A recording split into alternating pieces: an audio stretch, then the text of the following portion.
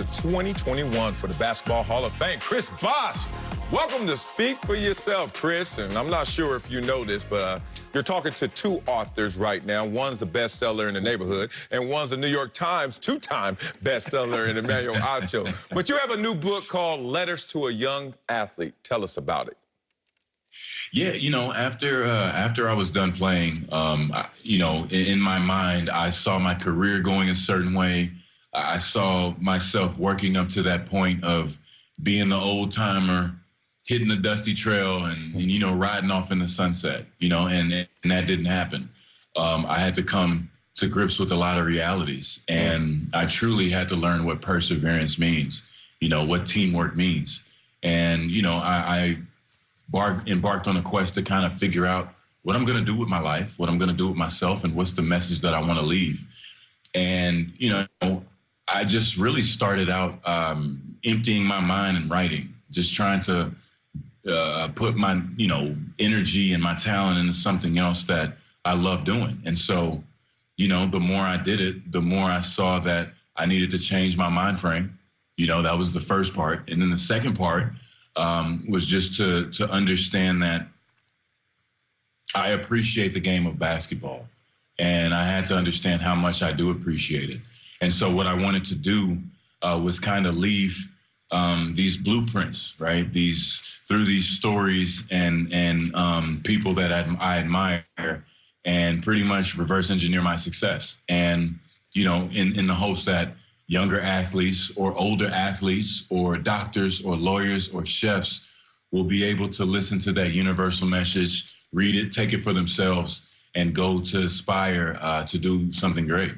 Now, Chris, the book is Letters to a Young Athlete, but talk to young athletes, maybe even old athletes, because I think about this. I was looking at you, looking at your numbers earlier in preparation for this conversation. Obviously, I'm familiar with you. You're from Dallas. You currently live in Austin. I'm from Dallas. I used to live in Austin.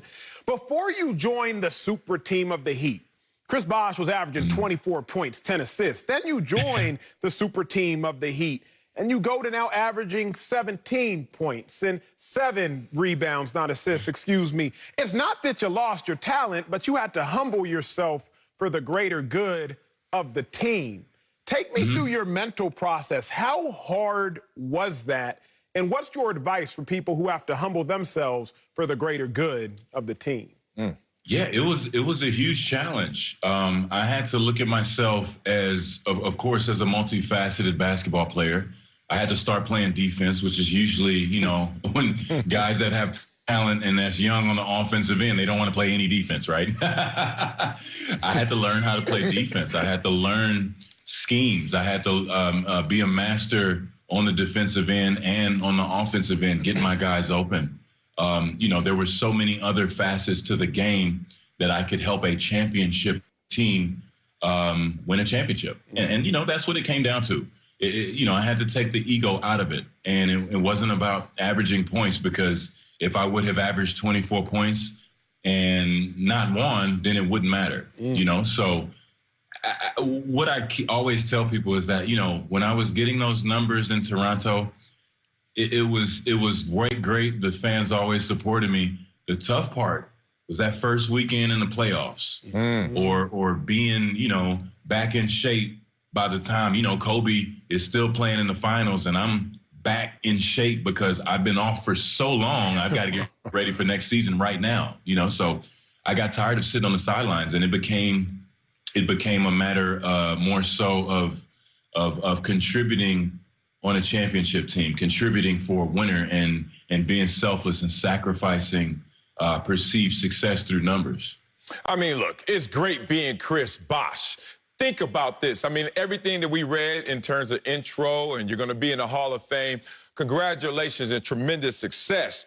But in terms of national attention, you're the great Chris Bosh who's in Toronto, 24-11, and then you make the transition to go to the Big Three.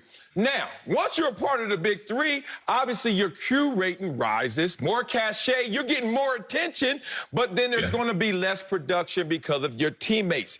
Did you anticipate, though, The disrespect that was coming your way when you like, dog, I was just 24-11. This sacrifice is by my own doing.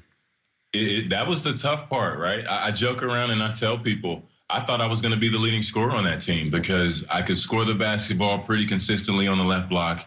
I thought I was going to get my normal amount of touches. And then on top of that, I said, dude, use your brain.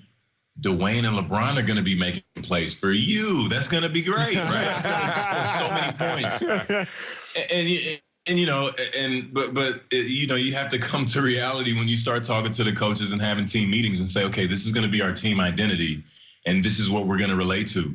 And yeah, that was the toughest part when guys were coming at me and, telling me I'm not that good. And I'm like, man, come on. I told you he's not that good. He only had 14 points. This system was not designed for me to be a primary scorer. Some nights they would happen, and those nights were fun.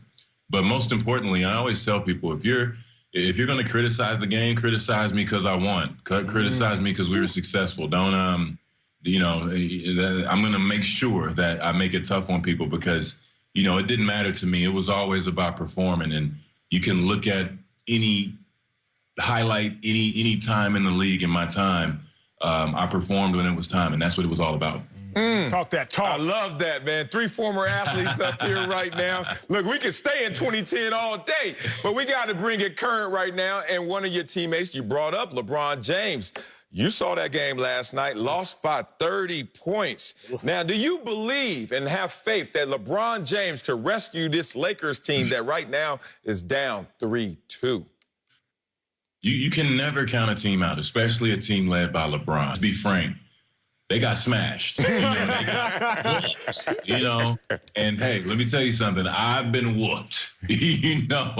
I've had those games. I'm pretty sure they already knew it was going to be a very tough environment from a very motivated team down there in Phoenix. At the end of the day, it's one game. Of course, when you lose by 30, it's a difference between losing by 30 on another NBA team and then losing by 30 when you're on the Lakers. It's a huge difference. There's going to be a lot of pressure, especially to perform in their home crowd. But, look for them to be energized. Look for Bron to come out, be who he needs to be.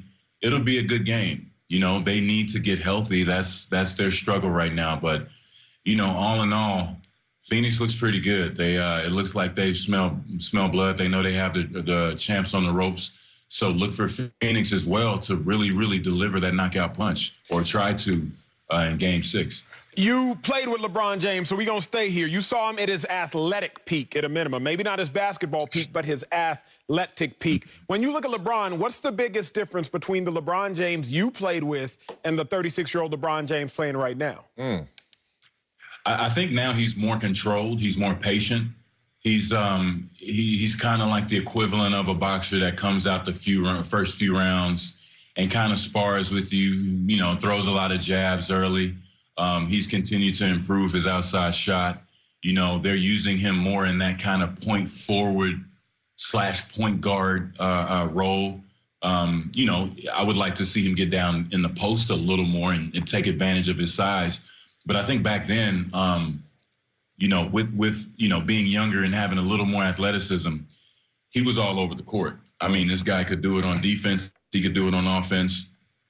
He attacked the paint, ferociously pretty much every game. He was able to get back, get to the free throw line quite a bit. He didn't shoot as many jumpers as he does now. He's polished that part of his game as he's went on. So I would say those are the biggest 2 differences in his game. I need your opinion on this one because you played the game at a higher level than most everybody that has ever walked the planet. LeBron James, he said yesterday, CB said, I always make the right basketball play. But a guy like Michael Jordan might say that the ball in my hands is the right basketball play. Give me your opinion, because you've been on the court. Take me there. Was there ever a moment where it's like, Bron, you're the greatest player on the planet. Just shoot. I don't care if you're doubled. I don't care if you're tripled. Give me your opinion as somebody more intelligent than anybody else talking about the matter of, yes, should LeBron just keep the ball in his hands as opposed to making the right play sometimes? So, yeah, there always is a facet to that, right? He's always trying to pick apart and decode the game, and one of that is being unselfish. He is an unselfish basketball player. You know, even in our days in Miami, he started the first 6-7 minutes of every game, getting his guys involved, distributing the ball. You know, I think the closest we've seen to him having to be that guy to just say, okay, yeah, the ball